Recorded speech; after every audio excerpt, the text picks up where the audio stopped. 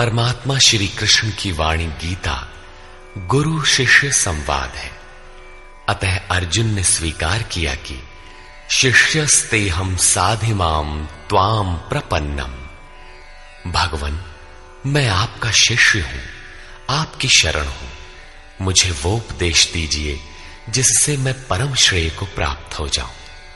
अतः उस परम गुरु के चरणों में गीता आरंभ करने से पूर्व ये स्तुति गुरु वंदना प्रस्तुत की जा रही है। ओम श्री सद्गुरुदेव भगवान की जय।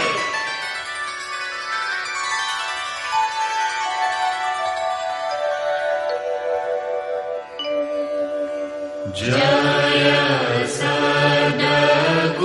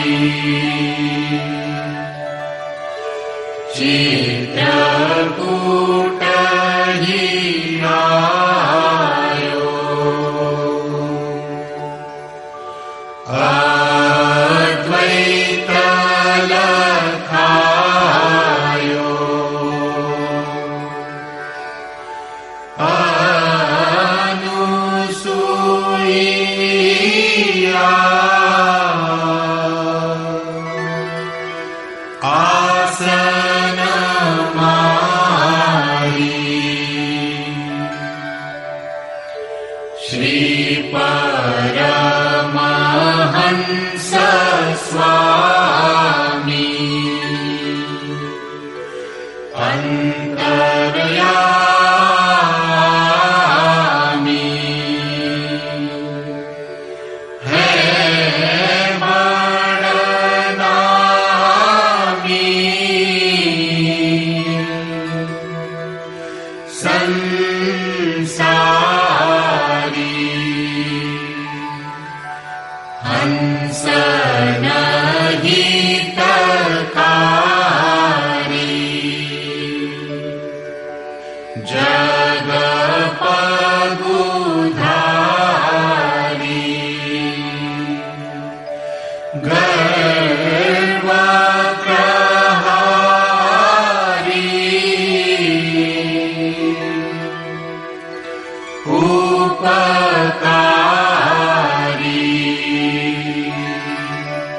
सत पंथ चलायो भरम मिटायो रूप लखायो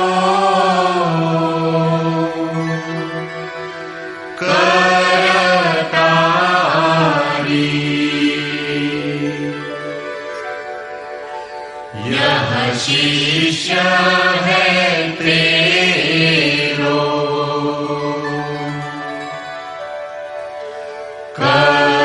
करतनी हो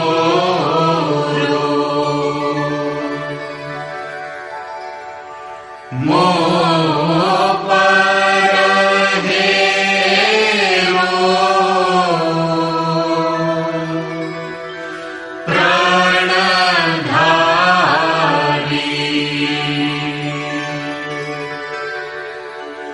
जय सद्गुरुदेवम्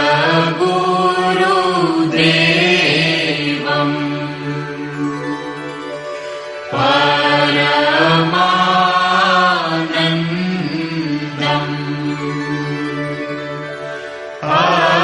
अमर शरीरम्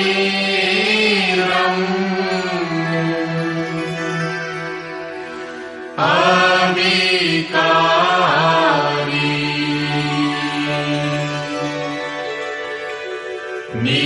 निरगुण निरमूलम्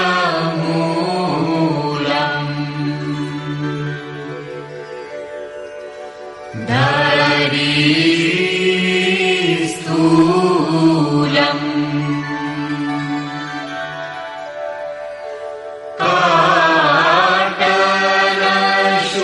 काटलशूलम् भवभारी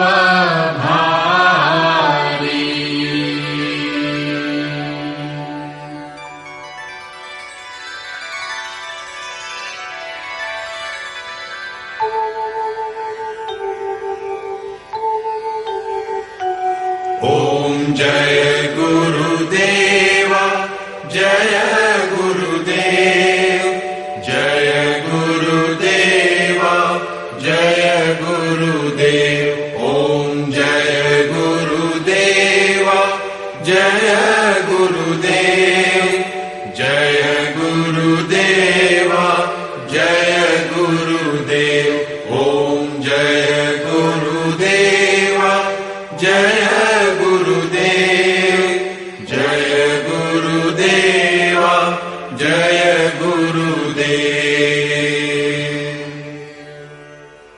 अमृतंश बहनों तथा भाइयों, जिन महापुरुष ने समस्त वेदों का संकलन किया, वेदांत शास्त्र का प्रवर्तन किया, महाभारत तथा भागवत जिनकी कृतियां हैं, उन्होंने शास्त्रों के रूप में किसी ग्रंथ को मान्यता दी तो वो है भगवान श्री कृष्णोक्त गीता। तरह तरह की पूजा पद्धतियां, परस्पर विरोधी संगठन धर्म के नाम पर प्रचलित हैं, जबकि धर्म का लक्ष्य है एक परमात्मा की शोध। कल्याण स्वरूप वो परमात्मा एक है, उसे प्राप्त करने की निश्चित क्रिया का पालन धर्म है। जब परमात्मा एक है, उसे प्राप्त करने की क्रिया एक है, तो बहुत से पंथ क्यों? इसके समाधान के लिए प्रस्तुत है यथार्थ गीता का भावांश, ये गीता कैसेट। धर्म के सरल स्वरूप और उसकी प्राप्ति हेतु निर्धारित क्रिया का क्रमबद्ध तथा पूर्ण विवरण योगेश्वर श्री कृष्णोक्त गीता है। विश्व के प्रत्येक महापुरुष ने जो कुछ भी साधन बताया है, वो सब का सब तथा अनेक गोपनीय स्थितियों का स्पष्टीकरण अकेले गीता में है। इसलिए संपूर्ण मानव जाति के कल्याण का अतर्क शास्त्र गीता है। महाभारत में संकेत है कि जब कौरवों और पांडवों की सेनाएं आमने सामने खड़ी हो गईं, तो संपूर्ण निशांतर कौरवों में प्रवेश कर गए और सभी देवता पांडवों में। इस कथन से महर्षि व्यास ने स्पष्ट कर दिया कि गीता के सभी पात्र देवता या असुर हैं तथा प्रतीकात्मक हैं। प्रत्येक मनुष्य के अंतःकरण में दैवी और आसुरी दो प्रकृतियां अनादिकाल से हैं। दैवी शक्तियों के सहयोग से जब मनुष्य अपने आत्म स्वरूप की ओर अग्रसर होता है, तो काम, क्रोध, राग, द्वेष इत्यादि आसुरी वृत्तियां बाधा के रूप में आक्रमण करती हैं। उनका पार पाना ही वास्तविक युद्ध है। अर्जुन श्रेय के लिए विकल था। उसकी दृष्टि में श्रेय का उपाय था कुल धर्म, पिंडोदक क्रिया, वर्ण संकर से बचाव, कुल क्षय से बचने के लिए युद्ध न करना इत्यादि। मात्र इतनी सी शंका के समाधान हेतु भगवान को उसे 18 अध्याय गीता समझानी पड़ी। अंत में पूछा कि क्या तेरा मोह नष्ट हुआ? अर्जुन ने स्वीकार किया कि भगवान, मेरा मोह नष्ट हो गया और अब मैं वैसा ही करूंगा जैसा भगवान ने उपदेश दिया है। वस्तुतः ये केवल अर्जुन की शंका नहीं थी, बल्कि मानव मात्र की शंका है कि श्रेय क्या है, उसे कैसे प्राप्त करें। इसलिए स्त्री पुरुष, आबाल वृद्ध, मानव मात्र के लिए गीता के 18 अध्याय का अनुशीलन एवं नियमित पाठ नितांत आवश्यक है, जिससे ब्रह्म विधि की स्मृति सृजित रहे तथा बच्चों में भी इन कल्याणकारी संस्कारों का सृजन हो सके। इस गीता ज्ञान के बिना कोई भी मनुष्य उस ईश्वर के पथ पर नहीं चल सकता।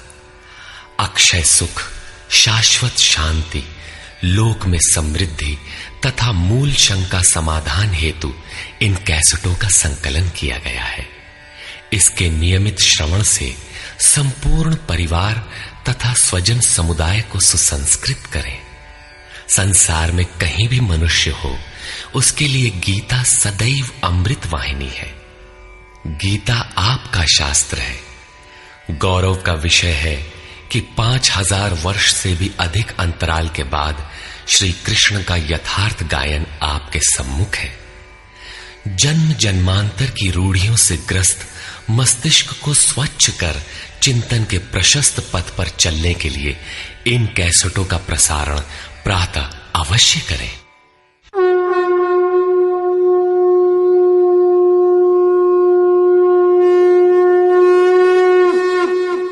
ओम श्री परमात्मने नमः। यथार्थ गीता, श्रीमद् भगवत गीता, अथ प्रथमो अध्यायः।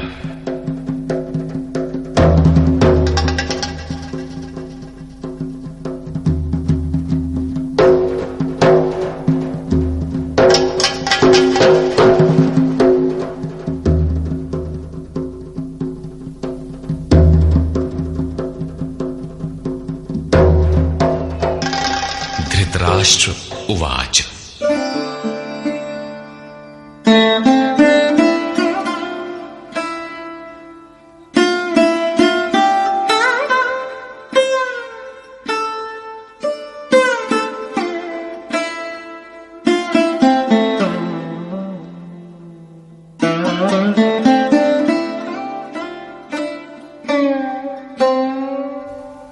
धर्मक्षेत्रे कुरुक्षेत्रे समवेता युयुत्सवः मामकाः पाण्डवाश्चैव किमकुर्वत संजय।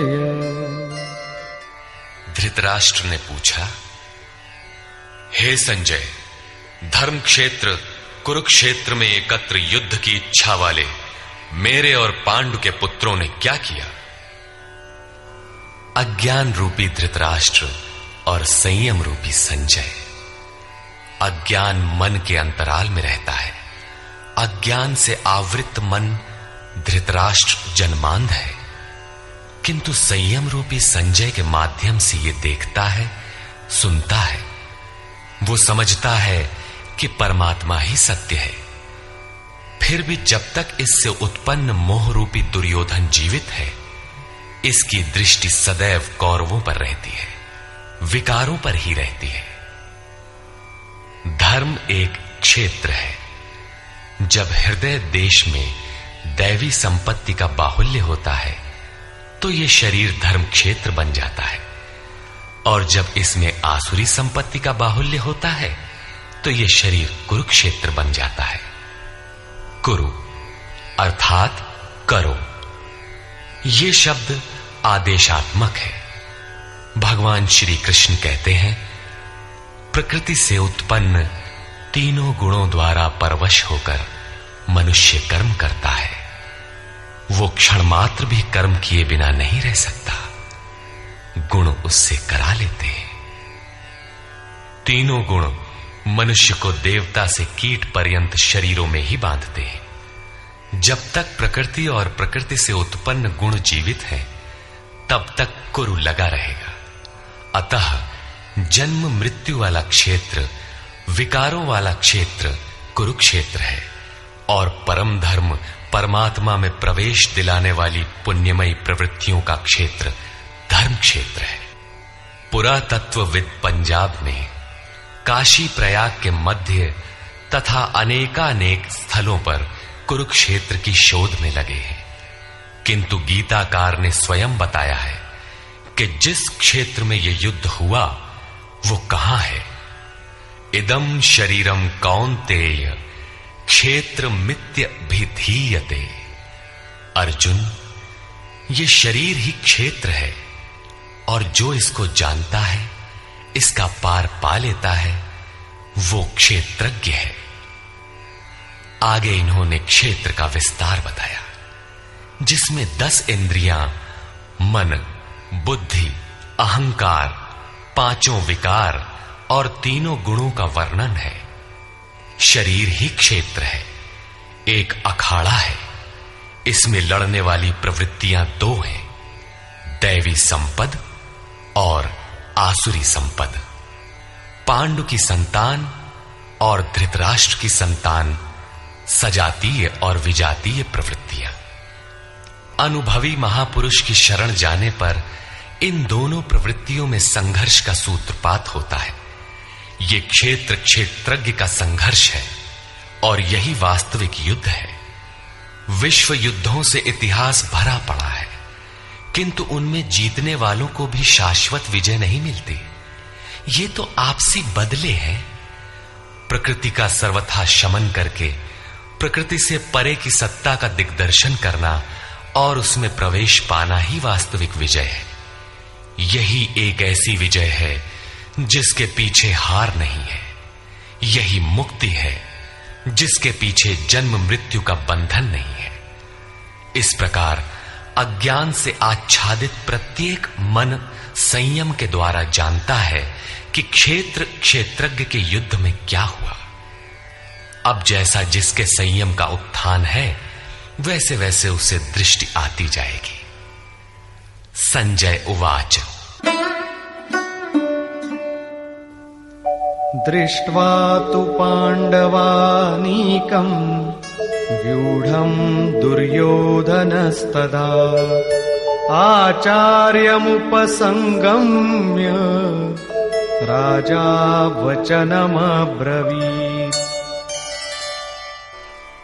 उस समय राजा दुर्योधन ने व्यूह रचना युक्त पांडवों की सेना को देखकर द्रोणाचार्य के पास जाकर ये वचन कहा। द्वैत के आचरण ही द्रोणाचार्य हैं। जब जानकारी हो जाती है कि हम परमात्मा से अलग हो गए हैं, वहां उसकी प्राप्ति के लिए तड़प पैदा हो जाती है। तभी हम गुरु की तलाश में निकलते हैं। दोनों प्रवृत्तियों के बीच यही प्राथमिक गुरु है। यद्यपि बाद के सद्गुरु योगेश्वर श्री कृष्ण होंगे, जो योग की स्थिति वाले होंगे। राजा दुर्योधन आचार्य के पास जाता है। मोह रूपी दुर्योधन। मोह संपूर्ण व्याधियों का मूल है, राजा है। दुर्योधन दुरु अर्थात दूषित, योधन अर्थात वह धन। आत्मिक संपत्ति ही स्थिर संपत्ति है, उसमें जो दोष उत्पन्न करता है वो है मोह। ये प्रकृति की ओर खींचता है और वास्तविक जानकारी के लिए प्रेरणा भी प्रदान करता है। मोह है तभी तक पूछने का प्रश्न भी है, अन्यथा सभी पूर्ण ही हैं। अतः व्यूह रचना युक्त पांडवों की सेना को देखकर, अर्थात पुण्य से प्रवाहित सजातीय वृत्तियों को संगठित देखकर, मोह रूपी दुर्योधन ने गुरु द्रोण के पास जाकर यह कहा, पश्यैतां पांडुपुत्राणां आचार्य महतीं चमू व्यूढ़ां द्रुपदपुत्रेण तव शिष्येण धीमता। हे आचार्य, आपके बुद्धिमान शिष्य द्रुपद पुत्र धृष्टद्युम्न द्वारा व्यूहाकार खड़ी की हुई पांडु पुत्रों की इस भारी सेना को देखिए। शाश्वत अचल पद में आस्था रखने वाला दृढ़ मन ही धृष्टद्युम्न है। यही पुण्यमयी प्रवृत्तियों का नायक है। साधन कठिन न मन कर टेका। साधन कठिन नहीं, मन की दृढ़ता कठिन होनी चाहिए। अब देखें सेना का विस्तार। अत्र शूरा महेश्वासा भीमार्जुन समायुधि युयुधानो विराटश्च द्रुपदश्च महारथः।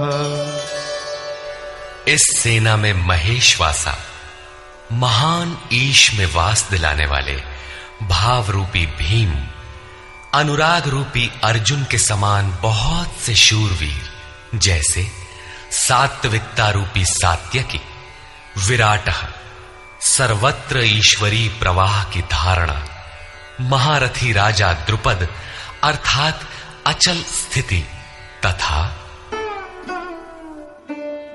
धृष्टकेतुश्चेकितानः काशीराजश्च वीर्यवान् पुरुजित् कुन्तिभोजश्च शैब्यश्च नरपुंगवः। धृष्टकेतु दृढ़ कर्तव्य, चेकितानः जहां भी जाए वहां से चित्त को खींचकर इष्ट में स्थिर करना, काशीराजः काया रूपी काशी में ही वो साम्राज्य है, पुरजित स्थूल सूक्ष्म और कारण शरीरों पर विजय दिलाने वाला पुरुजित, कुंती भोजः कर्तव्य से भव पर विजय, नरों में श्रेष्ठ शैव्य अर्थात सत्य व्यवहार। युधामन्युश्च विक्रान्तः उत्तमौजाश्च वीर्यवान् सौभद्रो द्रौपदेयाश्च सर्व एव महारथाः। और पराक्रमी युधामन्यु, युद्ध के अनुरूप मन की धारणा, उत्तमौजाः शुभ की मस्ती, सुभद्रा पुत्र अभिमन्यु। जब शुभ आधार आ जाता है तो मन भय से रहित हो जाता है। ऐसा शुभ आधार से उत्पन्न अभय मन, ध्यान रूपी द्रौपदी के पांचों पुत्र वात्सल्य, लावण्य, सौम्यता, स्थिरता, सहृदयता, सब के सब महारथी है। साधन पथ पर संपूर्ण योग्यता के साथ चलने की क्षमताएं हैं। इस प्रकार दुर्योधन ने पांडव पक्ष के 15-20 नाम गिनाए, जो दैवी संपद के महत्वपूर्ण अंग है। विजातीय प्रवृत्ति का राजा होते हुए भी मोह ही सजातीय प्रवृत्तियों को समझने के लिए बाध्य करता है। दुर्योधन अपना पक्ष संक्षेप में कहता है, यदि कोई बाह्य युद्ध होता तो अपनी फौज बढ़ा चढ़ा कर गिनाता, विकार कम गिनाए गए, क्योंकि उन पर विजय पाना है, वे नाशवान हैं। केवल 5-7 विकार बताए गए, जिनके अंतराल में संपूर्ण बहिर्मुखी प्रवृत्ति विद्यमान है, जैसे अस्माकं तु विशिष्टाये तान्निबोध द्विजोत्तम नायका मम सैन्यस्य संज्ञार्थं तान् ब्रवीमि ते। द्विजोत्तम, हमारे पक्ष में जो जो प्रधान हैं उन्हें भी आप समझ लें। आपको जानने के लिए मेरी सेना के जो नायक हैं उनको कहता हूं। बाह्य युद्ध में सेनापति के लिए द्विजोत्तम संबोधन असामयिक है। वस्तुतः गीता अंतःकरण की 2 प्रवृत्तियों का संघर्ष है, जिसमें द्वैत का आचरण ही द्रोण है। जब तक हम लेश मात्र भी आराध्य से अलग हैं, तब तक प्रकृति विद्यमान है, द्वैत बना है। इस द्वि पर जय पाने की प्रेरणा प्रथम गुरु द्रोणाचार्य से मिलती है। अधूरी शिक्षा ही पूर्ण जानकारी के लिए प्रेरणा प्रदान करती है। वो पूजा स्थली नहीं, वहां शौर्य सूचक संबोधन होना चाहिए। विजातीय प्रवृत्ति के नायक कौन कौन हैं?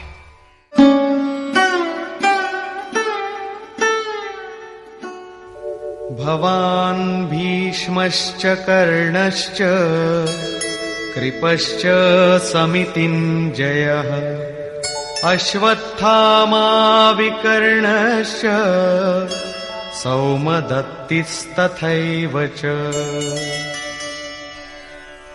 एक तो स्वयं आप द्वैत के आचरण रूपी द्रोणाचार्य हैं।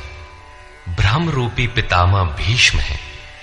भ्रम इन विकारों का उद्गम है, अंत तक जीवित रहता है, इसलिए पितामह है। समूची सेना मर गई, ये जीवित था। शरशैया पर अचेत था, फिर भी जीवित था। ये है भ्रम रूपी भीष्म। भ्रम अंत तक रहता है। इसी प्रकार विजातीय कर्म रूपी कर्ण तथा संग्राम विजयी कृपाचार्य है। साधनावस्था में साधक द्वारा कृपा का आचरण ही कृपाचार्य है। भगवान कृपाधाम है और प्राप्ति के पश्चात संत का भी वही स्वरूप है। किंतु साधन काल में जब तक हम अलग हैं, परमात्मा अलग है। विजातीय प्रवृत्ति जीवित है, मोहमयी घिराव है। ऐसी परिस्थिति में साधक यदि कृपा का आचरण करता है तो वो नष्ट हो जाता है। सीता ने दया की तो कुछ काल लंका में प्रायश्चित करना पड़ा। विश्वामित्र दयार्द्र हुए, पतित होना पड़ा। योग सूत्रकार महर्षि पतंजलि भी यही कहते हैं, ते समाधा वुपसर्गा व्युत्थाने सिद्धयः। व्युत्थान काल में सिद्धियां प्रकट होती हैं, वे वास्तव में सिद्धियां हैं, किंतु कैवल्य प्राप्ति के लिए उतनी ही बड़ी विघ्न है जितने काम, क्रोध, लोभ, मोह इत्यादि। गोस्वामी तुलसीदास का भी यही निर्णय है। माया अनेक विघ्न करती है, रिद्धियां प्रदान करती है, यहां तक कि सिद्ध बना देती है। ऐसी अवस्था वाला साधक बगल से निकल भर जाए, मरणासन रोगी भी जी उठेगा। वो भले ठीक हो जाए, किंतु साधक उसे अपनी देन मान बैठे तो नष्ट हो जाएगा। एक रोगी के स्थान पर हजारों रोगी घेर लेंगे। भजन चिंतन का क्रम अवरुद्ध हो जाएगा और उधर बहकते बहकते प्रकृति का बाहुल्य हो जाएगा। यदि लक्ष्य दूर है और साधक कृपा करता है तो कृपा का अकेला आचरण ही समितिंजय समूची सेना को जीत लेगा। इसलिए साधक को पूर्ति पर्यंत इससे सतर्क रहना चाहिए। दया बिनु संत कसाई, दया करी तो आफत आई। लेकिन अधूरी अवस्था में यह विजातीय प्रवृत्ति का दुर्धर्ष योद्धा है। इसी प्रकार आसक्ति रूपी अश्वत्थामा, विकल्प रूपी विकर्ण और भ्रममयी श्वास ही भूरिश्रवा है। ये सभी बहिर्मुखी प्रवाह के नायक हैं।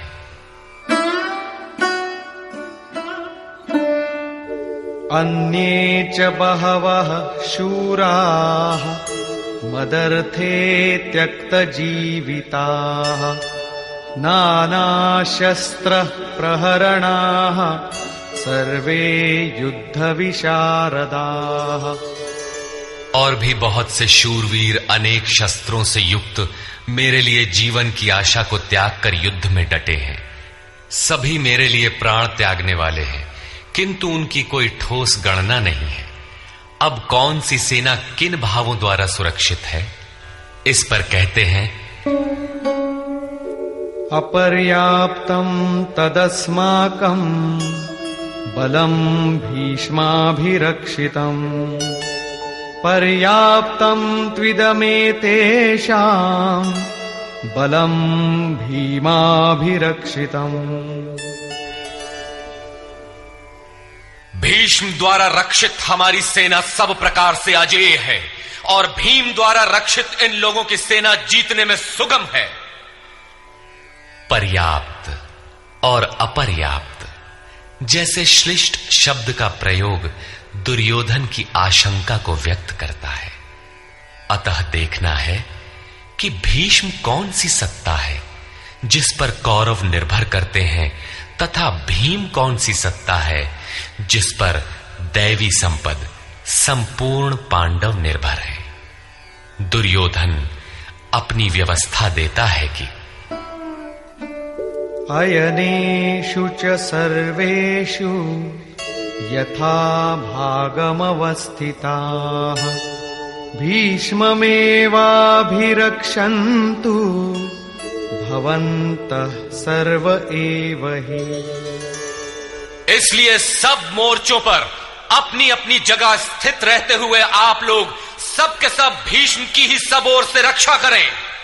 यदि भीष्म हैं तो हम अजेय हैं, इसलिए आप पांडवों से न लड़कर केवल भीष्म की ही रक्षा करें।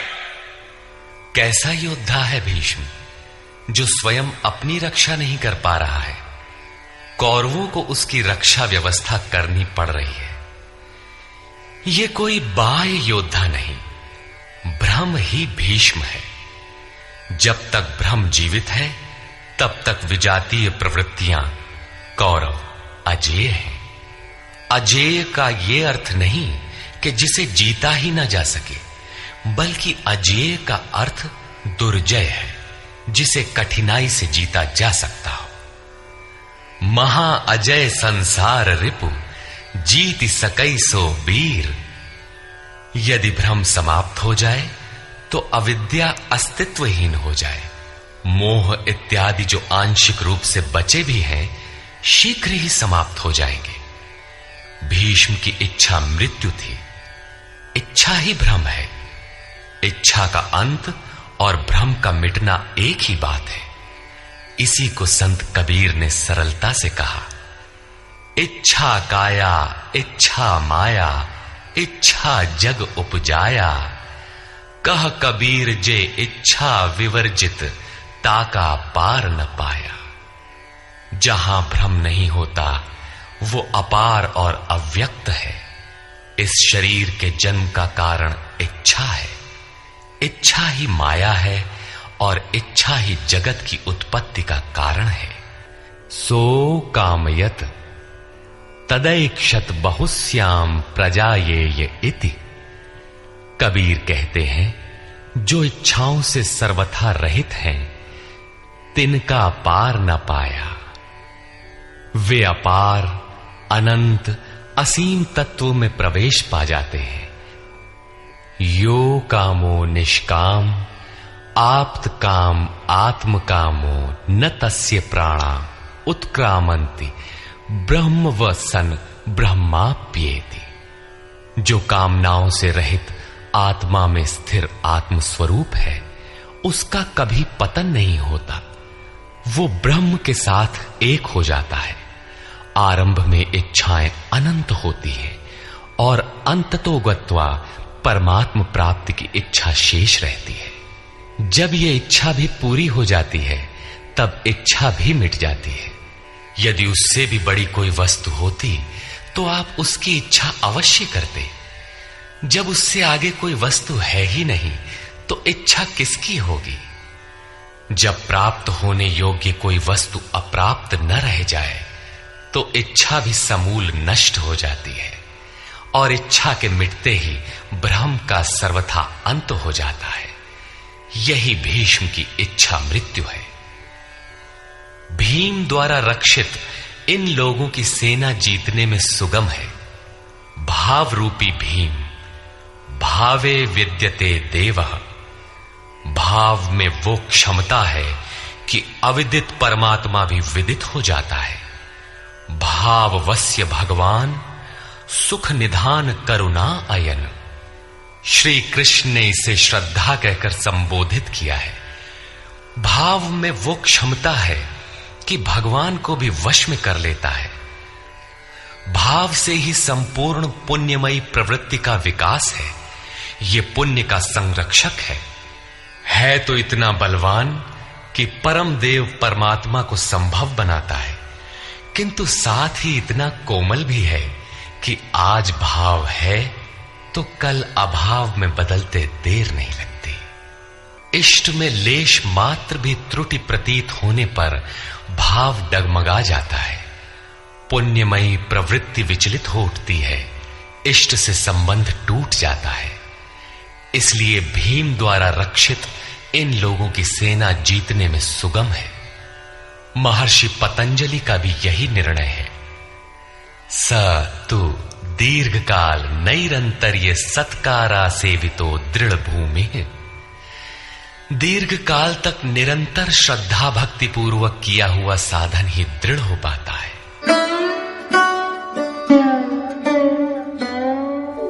तस्य संजनयन् हर्षं कुरु वृद्धः पितामहः। सिंहनादं विनद्योच्चैः शंखं दध्मौ प्रतापवान्। इस प्रकार अपने बलाबल का निर्णय लेकर शंख ध्वनि हुई। शंख ध्वनि पात्रों के पराक्रम की घोषणा है कि जीतने पर कौन सा पात्र आपको क्या देगा।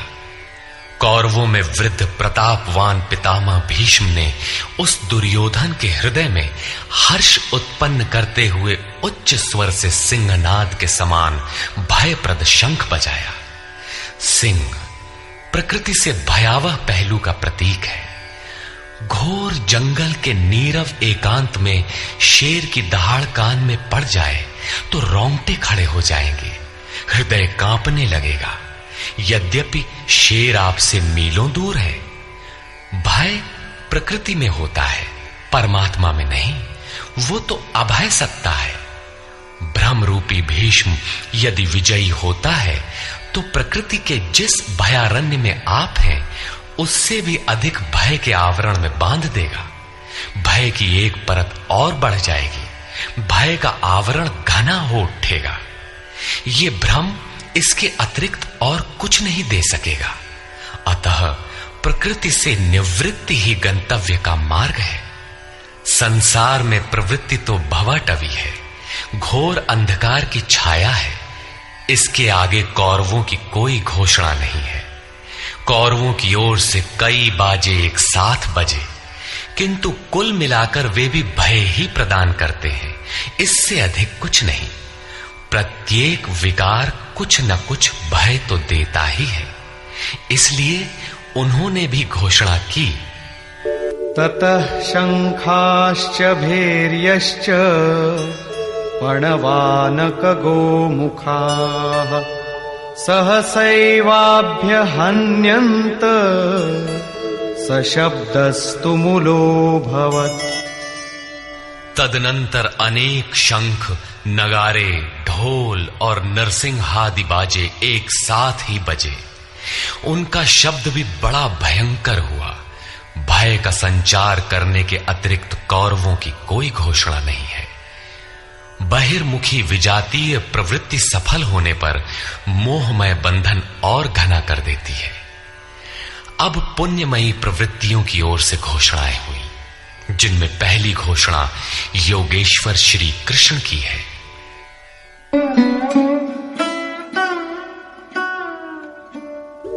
ततः श्वेतैर्हयैर्युक्ते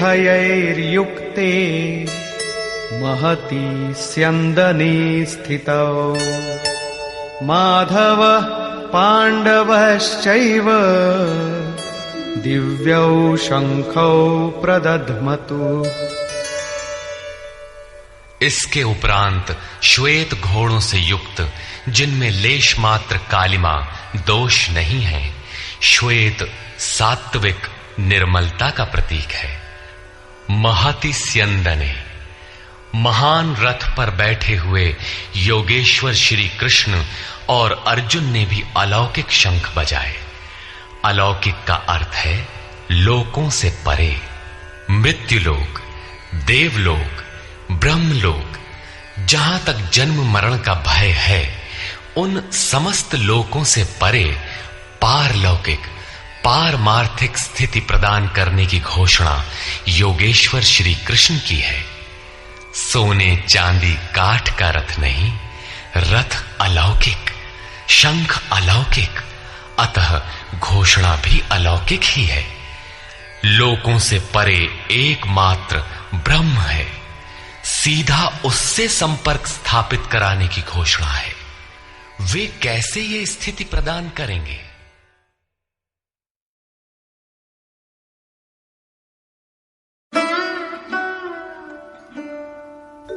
पांचजन्यं ऋषिकेशो देवदत्तं धनञ्जयः पौंड्रं दध्मौ महाशंखं भीमकर्मावृकोदरः।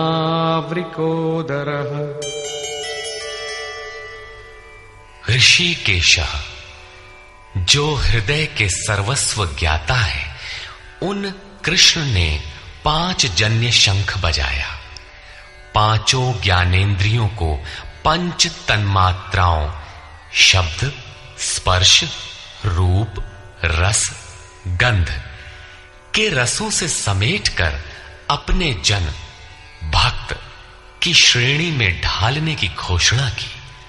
विकराल रूप से बहकती हुई इंद्रियों को समेटकर उन्हें अपने सेवक की श्रेणी में खड़ा कर देना हृदय से प्रेरक सद्गुरु की देन है। श्री कृष्ण एक योगेश्वर सद्गुरु थे। शिष्यस्ते हम, भगवन मैं आपका शिष्य हूं। बाह्य विषय वस्तुओं को छोड़कर ध्यान में इष्ट के अतिरिक्त दूसरा न देखें, दूसरा न सुने, न दूसरे का स्पर्श करें। ये सद्गुरु के अनुभव संचार पर निर्भर करता है। देवदत्तम धनंजयः, दैवी संपत्ति को अधीन करने वाला अनुराग ही अर्जुन है। इष्ट के अनुरूप लगाव, जिसमें विरह, वैराग्य, अश्रुपात हो। गदगद गिरा नयन बह नीरा, रोमांच हो। इष्ट के अतिरिक्त अन्य विषय वस्तु का लेश मात्र टकराव न होने पाए, उसी को अनुराग कहते हैं। यदि ये सफल होता है तो परम देव परमात्मा में प्रवेश दिलाने वाली दैवी संपद पर आधिपत्य प्राप्त कर लेता है। इसी का दूसरा नाम धनंजय भी है। एक धन तो बाहरी संपत्ति है, जिससे शरीर निर्वाह की व्यवस्था होती है। आत्मा से इसका कोई संबंध नहीं है। इससे परे स्थिर आत्मिक संपत्ति ही निज संपत्ति है। बृहदारण्य कोपनिषद में याज्ञवल्क्य ने मैत्रेयी को यही समझाया कि धन से संपन्न पृथ्वी के स्वामित्व से भी अमृतत्व की प्राप्ति नहीं हो सकती। उसका उपाय आत्मिक संपत्ति है। भयानक कर्म वाले भीमसेन ने पौंड्र अर्थात प्रीति नामक महाशंख बजाया। भाव का उद्गम और निवास स्थान हृदय है, इसलिए इसका नाम वृकोदर है। आपका भाव लगाव बच्चे में होता है, किंतु वस्तुतः वो लगाव आपके हृदय में है, जो बच्चे में जाकर मूर्त होता है। ये भाव अथाह और महान बलशाली है। उसने प्रीति नामक महाशंख बजाया। भाव में ही वो प्रीति निहित है, इसीलिए भीम ने पौंड्र प्रीति नामक महाशंख बजाया। भाव महान बलवान है, किंतु प्रीति संचार के माध्यम से। हरि व्यापक सर्वत्र समाना, प्रेम ते प्रकट हो ही मैं जाना। अनंत विजयम् राजा कुंती पुत्रो युधिष्ठिरः नकुलः सहदेवश्च सुघोषमणिपुष्पकौ। कुंती पुत्र राजा युधिष्ठिर ने अनंत विजय नामक शंख बजाया। कर्तव्य रूपी कुंती और धर्म रूपी युधिष्ठिर।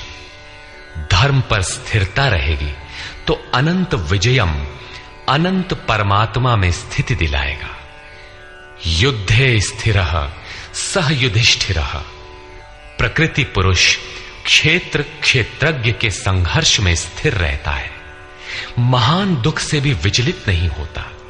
तो एक दिन जो अनंत है, जिसका अंत नहीं है, वो है परम तत्व परमात्मा, उस पर विजय दिला देता है।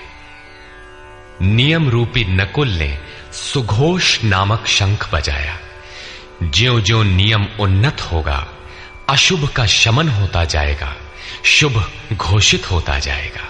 सत्संग रूपी सहदेव ने मणि पुष्पक शंख बजाया। मनीषियों ने प्रत्येक श्वास को बहुमूल्य मणि की संज्ञा दी है। हीरा जैसी श्वासा बातों में बीती जाए। एक सत्संग तो वो है जो आप सत्पुरुषों की वाणी से सुनते हैं, किंतु यथार्थ सत्संग आंतरिक है। श्री कृष्ण के अनुसार आत्मा ही सत्य है, सनातन है। चित्त सब ओर से सिमटकर आत्मा की संगत करने लगे, यही वास्तविक सत्संग है। ये सत्संग चिंतन, ध्यान और समाधि के अभ्यास से संपन्न होता है। ज्यों-ज्यों सत्य के सान्निध्य में सुरत टिकती जाएगी, त्यों-त्यों एक एक श्वास पर नियंत्रण मिलता जाएगा। मन सहित इंद्रियों का निरोध होता जाएगा। जिस दिन सर्वथा निरोध होगा, वस्तु प्राप्त हो जाएगी। वाद्य यंत्रों की तरह चित्त का आत्मा के स्वर में स्वर मिलाकर संगत करना ही सत्संग है। बाह्य मणि कठोर है, किंतु श्वास मणि पुष्प से भी कोमल है। पुष्प तो विकसित होने या टूटने पर कुम्हलाता है, किंतु आप अगले श्वास तक जीवित रहने की गारंटी नहीं दे सकते। किंतु सत्संग सफल होने पर प्रत्येक श्वास पर नियंत्रण दिलाकर परम लक्ष्य की प्राप्ति करा देता है। इसके आगे पांडवों की कोई घोषणा नहीं है, किंतु प्रत्येक साधन कुछ न कुछ निर्मलता के पथ में दूरी तय करता है। आगे कहते हैं,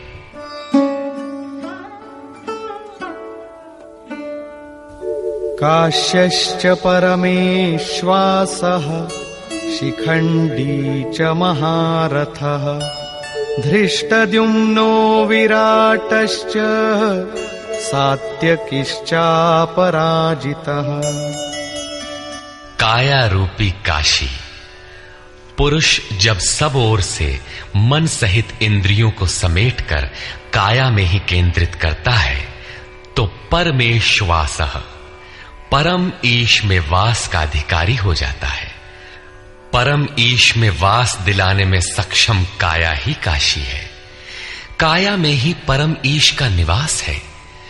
परमेश्वास का अर्थ श्रेष्ठ धनुष वाला नहीं, बल्कि परम धन ईश धन वास है। शिखा सूत्र का त्याग ही शिखंडी है। आजकल लोग सिर के बाल कटा लेते हैं और सूत्र के नाम पर गले की जनेऊ हटा लेते हैं, अग्नि जलाना छोड़ देते हैं। हो गया सन्यास उनका। नहीं, वस्तुतः शिखा लक्ष्य का प्रतीक है जिसे आपको पाना है, और सूत्र है संस्कारों का। जब तक आगे परमात्मा को पाना शेष है, पीछे संस्कारों का सूत्रपात लगा हुआ है, तब तक त्याग कैसा, सन्यास कैसा? अभी तो चलने वाले पथिक हैं। जब प्राप्तव्य प्राप्त हो जाए, पीछे लगे हुए संस्कारों की डोर कट जाए, ऐसी अवस्था में ब्रह्म सर्वथा शांत हो जाता है। इसलिए शिखंडी ही ब्रह्म रूपी भीष्म का विनाश करता है। शिखंडी चिंतन पथ की विशिष्ट योग्यता है, महारथी है। धृष्टद्युम्न दृढ़ और अचल मन तथा विराटः सर्वत्र विराट ईश्वर का प्रसार देखने की क्षमता इत्यादि दैवी संपद के प्रमुख गुण हैं। सात्विकता ही सात्य की है। सत्य के चिंतन की प्रवृत्ति अर्थात सात्विकता यदि बनी है तो कभी गिरावट नहीं आने पाएगी, इस संघर्ष में पराजित नहीं होने देगी। द्रुपदो द्रौपदेयाश्च सर्वशः पृथिवीपते सौभद्रश्च महाबाहुः शंखान् दद्मुः पृथक् पृथक्। अचल पददायक द्रुपद और ध्यान रूपी द्रौपदी के पांचों पुत्र सहृदयता, वात्सल्य, लावण्य, सौम्यता इत्यादि साधन में महान सहायक महारथी हैं तथा बड़ी भुजा वाला अभिमन्यु, इन सब ने पृथक पृथक शंख बजाए। भुजा कार्यक्षेत्र का प्रतीक है। जब मन भय से रहित हो जाता है तो उसकी पहुंच दूर तक हो जाती है। हे राजन, इन सब ने अलग अलग शंख बजाए, कुछ न कुछ दूरी सभी तय कराते हैं। इनका पालन आवश्यक है, इसलिए इनके नाम गिनाए। इसके अतिरिक्त कुछ दूरी ऐसी भी है जो मन बुद्धि से परे है। भगवान स्वयं ही अंतःकरण में विराज कर तय कराते हैं। इधर दृष्टि बनकर आत्मा से खड़े हो जाते हैं और सामने स्वयं खड़ा होकर अपना परिचय करा लेते हैं। सघोषोधार्तराष्ट्राणाम् हृदयानि व्यदारयत् नभश्च पृथिवीं चैव तुमुलो व्यनुनादयन्। उस घोर शब्द ने आकाश और पृथ्वी को भी शब्दायमान करते हुए धृतराष्ट्र पुत्रों के हृदय विदीर्ण कर दिए। सेना तो पांडवों की ओर भी थी, किंतु हृदय विदीर्ण हुए धृतराष्ट्र पुत्रों के। वस्तुतः पांचजन्य दैवी शक्ति पर आधिपत्य, अनंत पर विजय, अशुभ का शमन और शुभ की घोषणा धारावाही होने लगे तो कुरुक्षेत्र आसुरी संपद, बहिर्मुखी प्रवृत्तियों का हृदय विदीर्ण हो जाएगा। उनका बल शनैः शनैः क्षीण होने लगता है। सर्वथा सफलता मिलने पर मोहमयी प्रवृत्तियां सर्वथा शांत हो जाती हैं।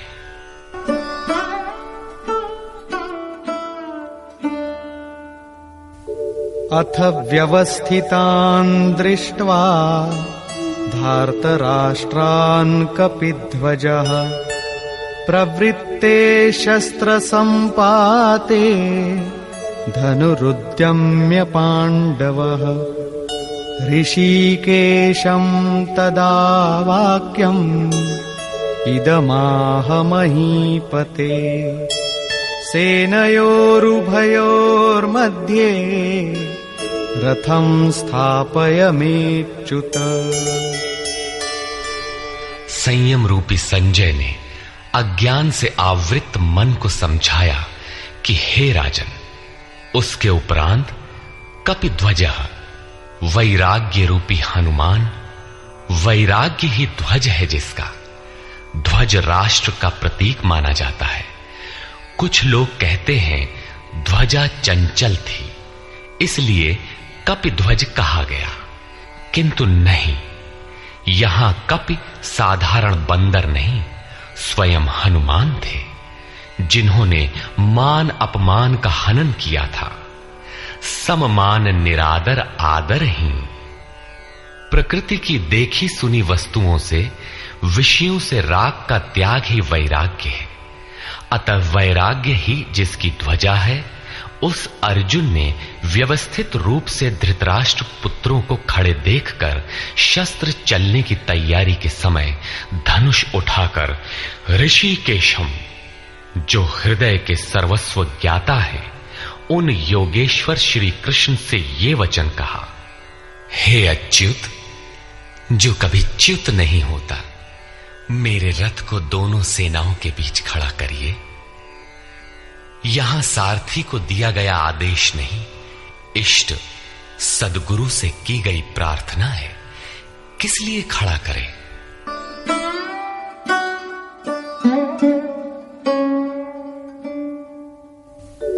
यावदेतान् निरीक्षेऽहम् योद्धुकामानवस्थितान् कैर्मया सह योद्धव्यम् अस्मिन् रणसमुद्यमे।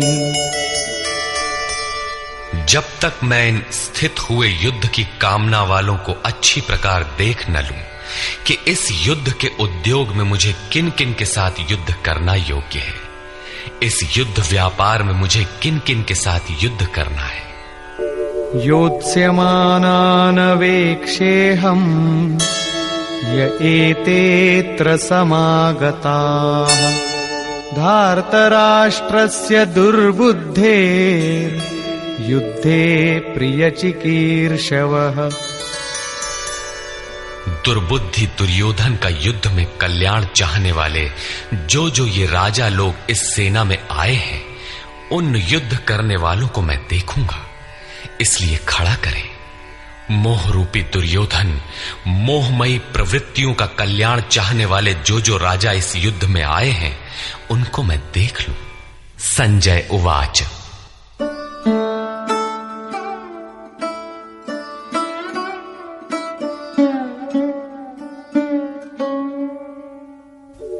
एवमुक्तो ऋषिकेशो गुडाकेशेन भारत सेनयोरुभयोर्मध्ये स्थापयित्वा रथोत्तमम् भीष्मद्रोणप्रमुखतः सर्वेषां च महीक्षिताम् उवाच पार्थ पश्यैतान् समवेतान् कुरुनीति।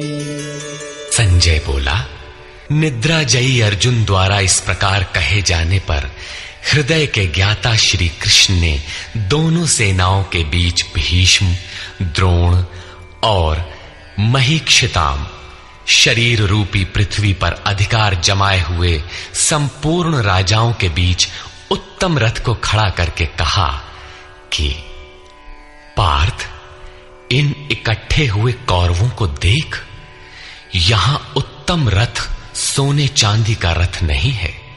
संसार में उत्तम की परिभाषा नश्वर शरीर के प्रति अनुकूलता प्रतिकूलता से की जाती है।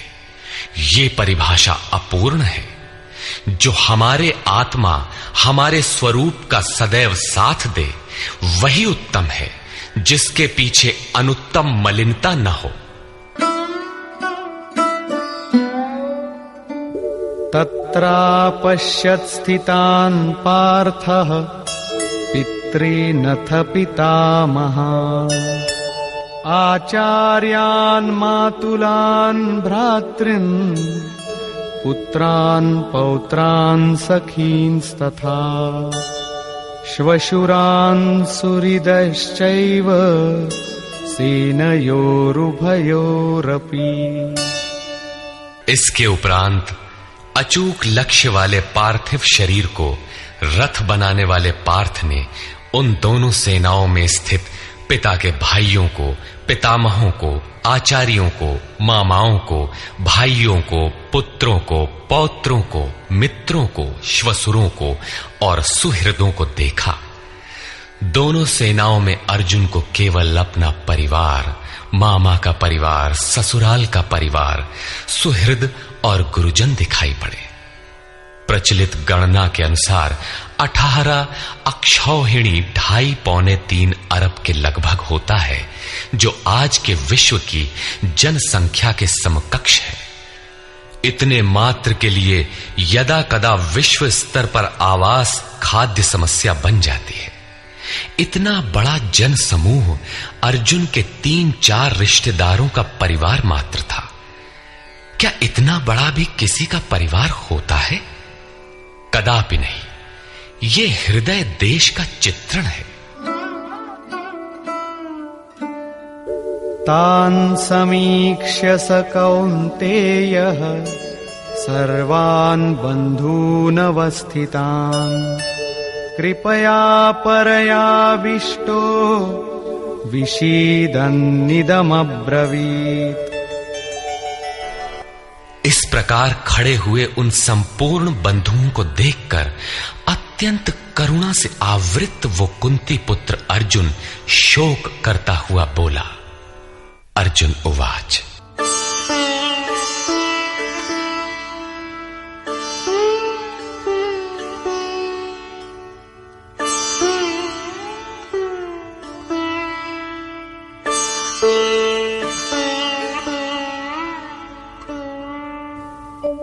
दृष्ट्वेमं स्वजनं कृष्ण युयुत्सुं समुपस्थितम् सीदन्ति मम गात्राणि मुखं च परिशुष्यति वेपथुश्च शरीरे मे रोमहर्षश्च जायते।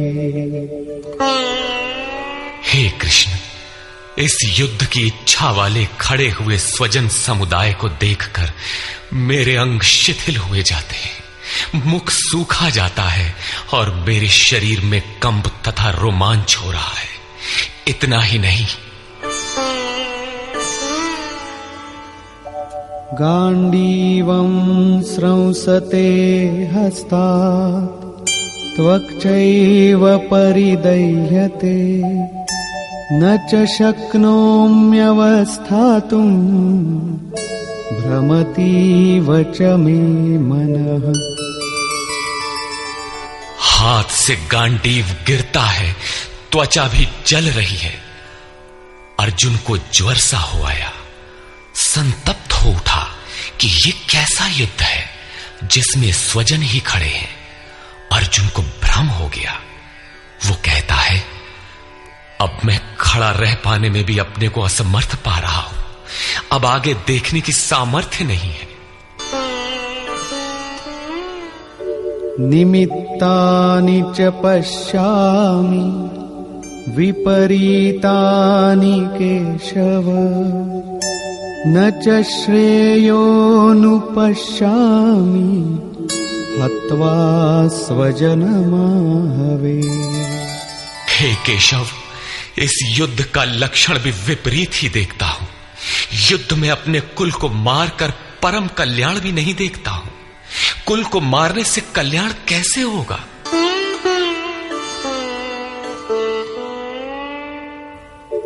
न कांक्षे विजयं कृष्ण न च राज्यं सुखानि च किन्नो राज्येन गोविन्द किं भोगैर्जीवितेन वा। संपूर्ण परिवार युद्ध के मुहाने पर है। इन्हें युद्ध में मारकर विजय से मिलने वाला राज्य और राज्य से मिलने वाला सुख अर्जुन को नहीं चाहिए। वो कहता है, हे श्री कृष्ण, मैं विजय नहीं चाहता, राज्य तथा सुख भी नहीं चाहता। हे गोविंद, हमें राज्य या भोग अथवा जीवन से भी क्या प्रयोजन है? क्यों?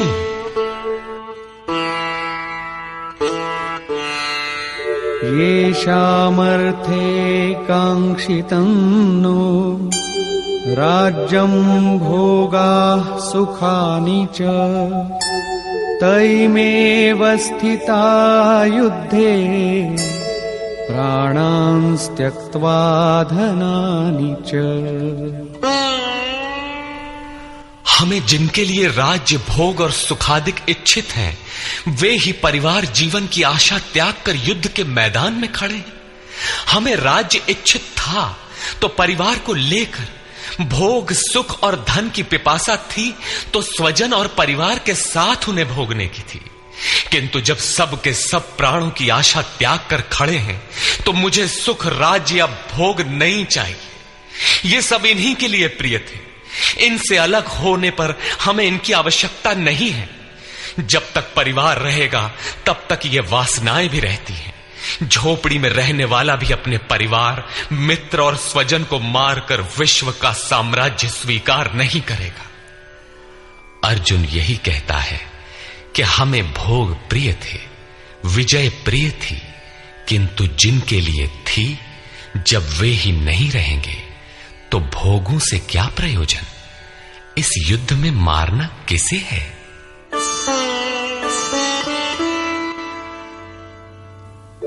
आचार्याः पितरः पुत्राः तथैव च पितामहाः मातुलाः श्वशुराः पौत्राः शालाः संबंधिनस्तथा। इस युद्ध में ताऊ, चाचे, लड़के और इसी प्रकार दादा, मामा, श्वसुर, पोते, साले तथा समस्त संबंधी ही हैं।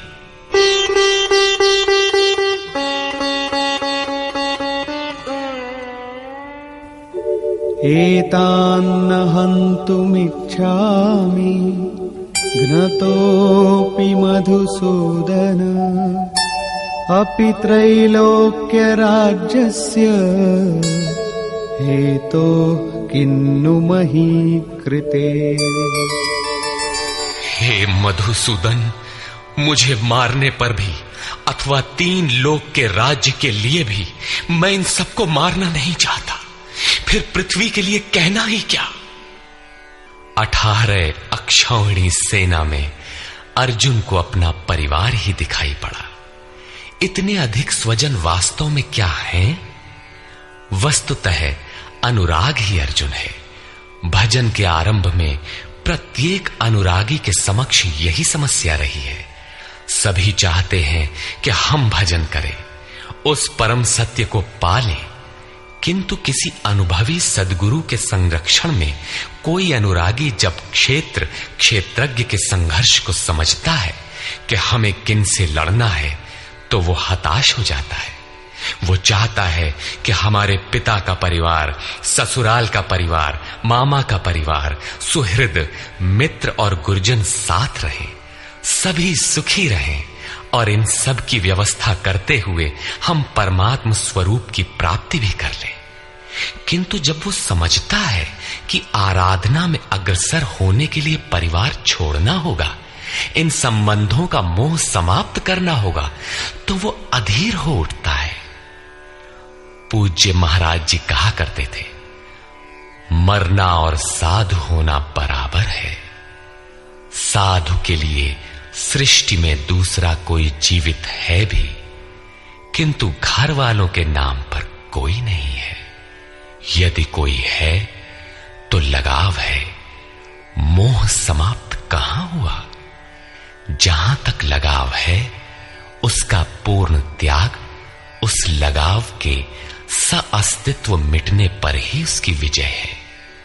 इन संबंधों का प्रसार ही तो जगत है, अन्यथा जगत में हमारा क्या है। तुलसीदास कहे चिद विलास जग, बूझत बूझत बूझ है। मन का प्रसार ही जगत है। योगेश्वर कृष्ण ने भी मन के प्रसार को ही जगत कहकर संबोधित किया। जिसने इसके प्रभाव को रोक लिया, उसने चराचर जगत ही जीत लिया। इहैव तैर्जितः सर्गो येषां साम्ये स्थितम मनः। केवल अर्जुन अधीर था ऐसी बात नहीं है। अनुराग सबके हृदय में है। प्रत्येक अनुरागी अधीर होता है, उसे संबंधी याद आने लगते हैं। पहले वो सोचता था कि भजन से कुछ लाभ होगा तो ये सब सुखी होंगे, इनके साथ रहकर उसे भोगेंगे। जब ये साथ ही नहीं रहे तो सुख लेकर क्या करेंगे। अर्जुन की दृष्टि राज्य सुख तक ही सीमित थी। वो त्रिलोकी के साम्राज्य को ही सुख की पराकाष्ठा समझता था। इसके आगे भी कोई सत्य है, इसकी जानकारी अर्जुन को अभी नहीं है। निहत्य धार्तराष्ट्रान्नः का प्रीति स्याज्जनार्दन पापमेवाश्रयेदस्मान् हत्वैतानाततायिनः। हे जनार्दन, धृतराष्ट्र के पुत्रों को मारकर भी हमें क्या प्रसन्नता होगी। जहां धृतराष्ट्र अर्थात धृष्टता का राष्ट्र है, उससे उत्पन्न मोह रूपी दुर्योधन इत्यादि को मारकर भी हमें क्या प्रसन्नता होगी। इन आतताइयों को मारकर हमें पाप ही तो लगेगा। जो जीवन यापन के तुच्छ लाभ के लिए अनीति अपनाता है वो आतताई कहलाता है, किंतु वस्तुतः इससे भी बड़ा आतताई वो है जो आत्मा के पथ में अवरोध उत्पन्न करता है। आत्मदर्शन में बाधक काम, क्रोध, लोभ, मोह आदि का समूह ही आतताई है। तस्मान्नार्हा वयं हन्तुं धार्तराष्ट्रान् स्वबान्धवान् स्वजनं हि कथं हत्वा सुखिनः स्याम माधव। इससे हे माधव, अपने बांधव धृतराष्ट्र के पुत्रों को मारने के लिए हम योग्य नहीं हैं। स्वबांधव कैसे? वे तो शत्रु थे ना। वस्तुतः शरीर के रिश्ते अज्ञान से उत्पन्न होते हैं। ये मामा है, ससुराल है, स्वजन समुदाय है, ये सब अज्ञान ही तो है। जब शरीर ही नश्वर है तब इसके रिश्ते ही कहां रहेंगे। मोह है तभी तक सुहृद है, हमारा परिवार है, हमारी दुनिया है। मोह नहीं तो कुछ भी नहीं। इसीलिए वे शत्रु भी अर्जुन को स्वजन दिखाई पड़े। वो कहता है कि अपने कुटुंब को मारकर हम कैसे सुखी होंगे। यदि अज्ञान और मोह न रहे तो कुटुंब का अस्तित्व न हो। ये अज्ञान ज्ञान का प्रेरक भी है। भर्तृहरि, तुलसी इत्यादि अनेक महानुभावों को वैराग्य की प्रेरणा पत्नी से मिली, तो कोई सौतेली मां के व्यवहार से खिन्न होकर वैराग्य पथ पर अग्रसर हुआ दिखाई देता है।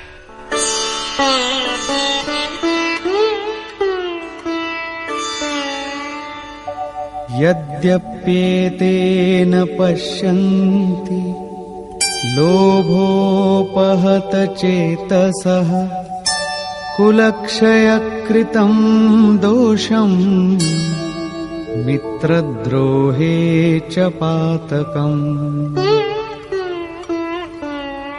यद्यपि लोभ से भ्रष्ट चित्त हुए ये लोग कुल नाश के दोष और मित्र द्रोह के पाप को नहीं देखते हैं, ये उनकी कमी है। फिर भी कथं न ज्ञेयमस्माभिः पापादस्मान्निवर्तितुम् कुलक्षयकृतं दोषम् प्रपश्यद्भिर्जनार्दन। हे जनार्दन, कुल नाश से होने वाले दोषों को जानने वाले हम लोगों को इस पाप से हटने के लिए क्यों नहीं विचार करना चाहिए। मैं ही पाप करता हूं ऐसी बात नहीं, आप भी भूल करने जा रहे हैं। कृष्ण पर भी आरोप लगाया। अभी वो समझ में अपने को कृष्ण से कम नहीं मानता। प्रत्येक नया साधक सद्गुरु की शरण जाने पर इसी प्रकार तर्क करता है और अपने को जानकारी में कम नहीं समझता। यही अर्जुन भी कहता है कि ये भले न समझें, किंतु हम आप तो समझदार हैं। कुल नाश के दोषों पर हमें विचार करना चाहिए। कुल नाश में दोष क्या है?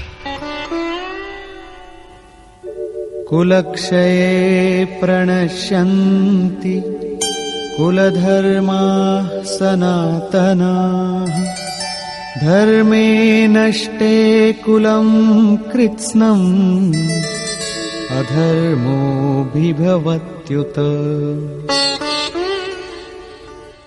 कुल के नाश होने से सनातन कुल धर्म नष्ट हो जाते हैं। अर्जुन कुल धर्म कुलाचार को ही सनातन धर्म समझ रहा था। धर्म के नाश होने पर संपूर्ण कुल को पाप भी बहुत दबा लेता है। अधर्माभिभवात् कृष्ण प्रदुष्यन्ति कुलस्त्रियः स्त्रीषु दुष्टासु आर्ष्णेय जायते वर्णसंकरः। हे कृष्ण, पाप के अधिक बढ़ जाने से कुल की स्त्रियां दूषित हो जाती हैं। हे वार्ष्णेय, स्त्रियों के दूषित होने पर वर्ण संकर उत्पन्न होता है।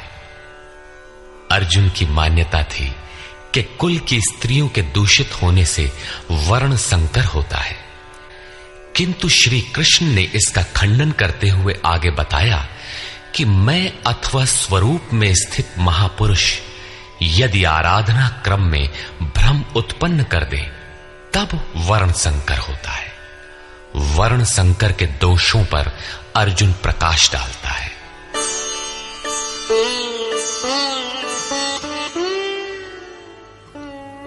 संकरो नरकायैव कुलघ्नानां कुलस्य च पतन्ति पितरो येषाम् लुप्तपिण्डोदकक्रियाः।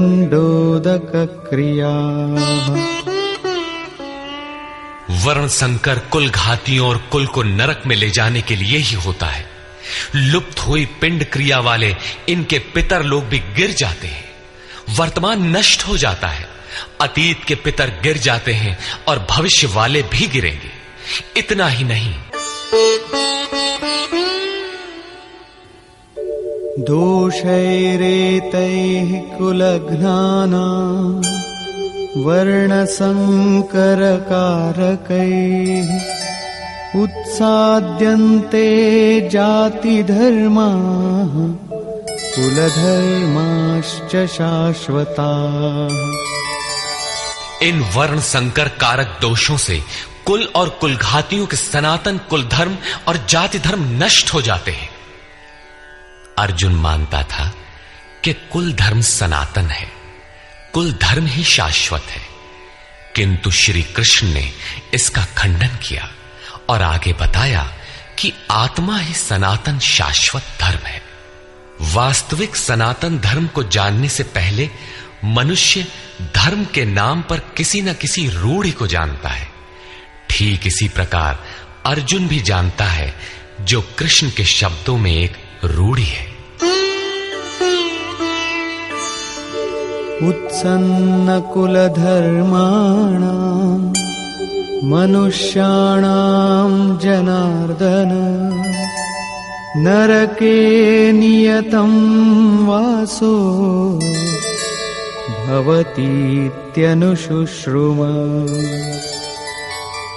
हे जनार्दन, नष्ट हुए कुल धर्म वाले मनुष्यों का अनंत काल तक नरक में वास होता है, ऐसा हमने सुना है।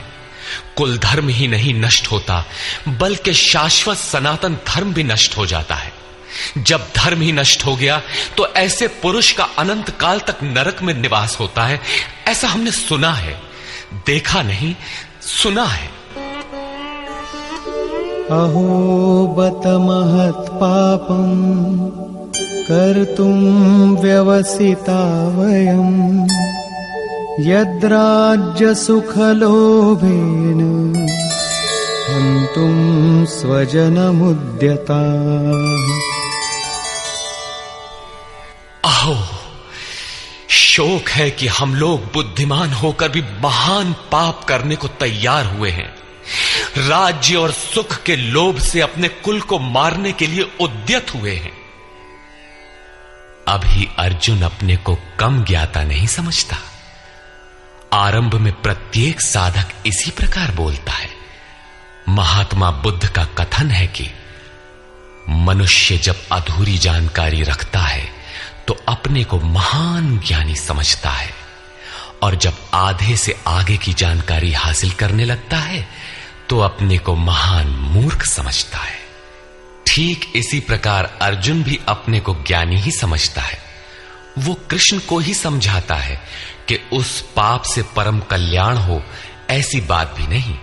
केवल राज्य और सुख के लोभ में पड़कर हम लोग कुल नाश करने को उद्यत हुए हैं।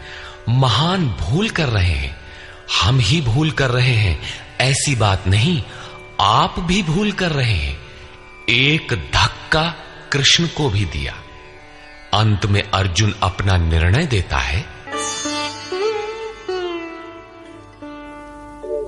यदि माम प्रतीकारम् अशस्त्रं शस्त्रपाणयः धार्तराष्ट्रारणे हन्युः तन्मे क्षेमतरं भवेत्।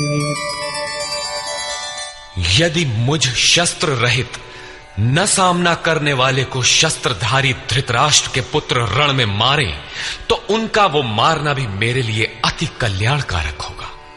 इतिहास तो कहेगा कि अर्जुन समझदार था, जिसने अपनी बलि देकर युद्ध बचा लिया।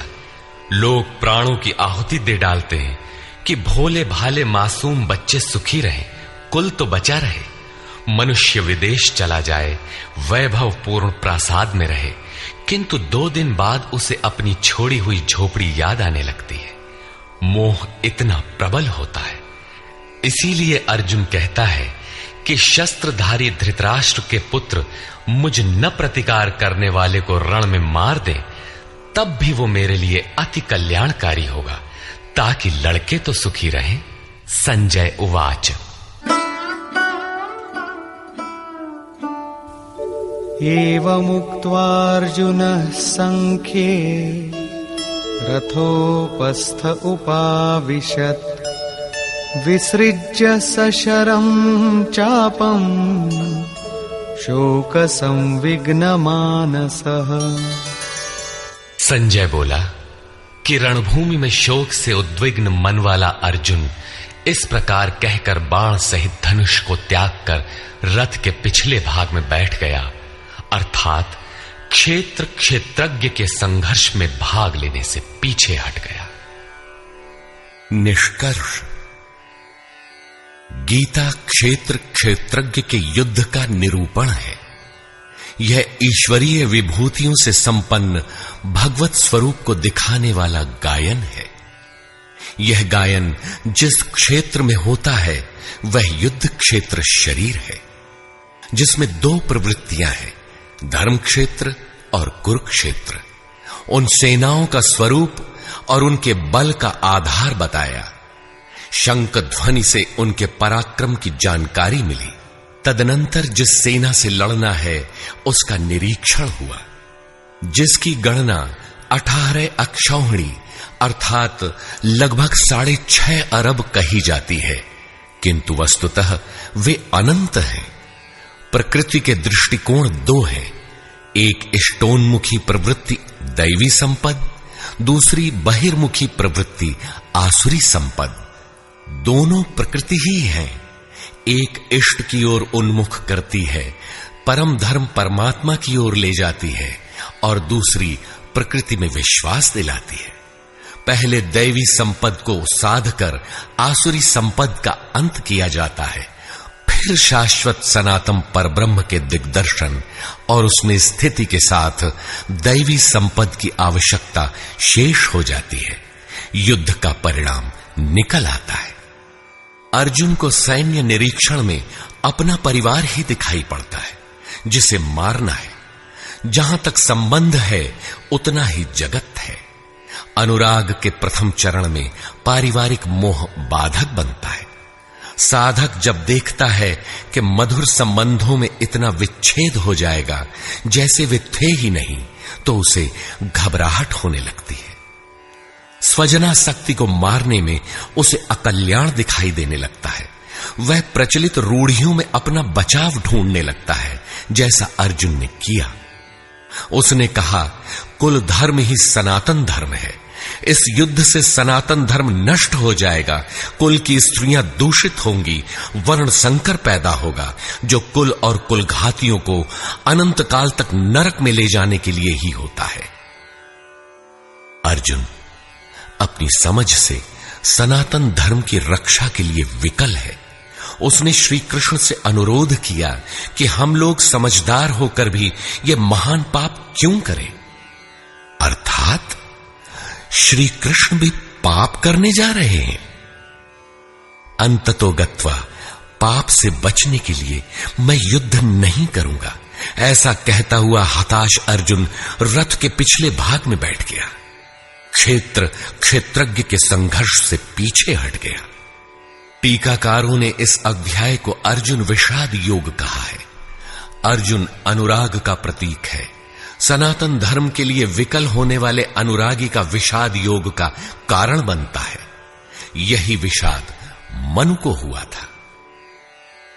हृदय बहुत दुख लाग, जन्म गयऊ हरि भगति बिनु। संशय में पड़कर ही मनुष्य विषाद करता है। उसे संदेह था कि वर्ण संकर पैदा होगा जो नरक में ले जाएगा। सनातन धर्म के नष्ट होने का भी उसे विषाद था। अतः संशय विषाद योग का सामान्य नामकरण इस अध्याय के लिए उपयुक्त है। अतः ओम तत्सदिति श्रीमद्भगवद गीता सूपनिषत्सु ब्रह्म विद्यायाम योग शास्त्रे श्री कृष्णार्जुन संवादे संशय विषाद योगो नाम प्रथमोऽध्यायः। इस प्रकार स्वामी अड़गड़ानंद कृत श्रीमद् भगवद गीता के भाष्य यथार्थ गीता का प्रथम अध्याय पूर्ण होता है। हरि ओम तत्सत।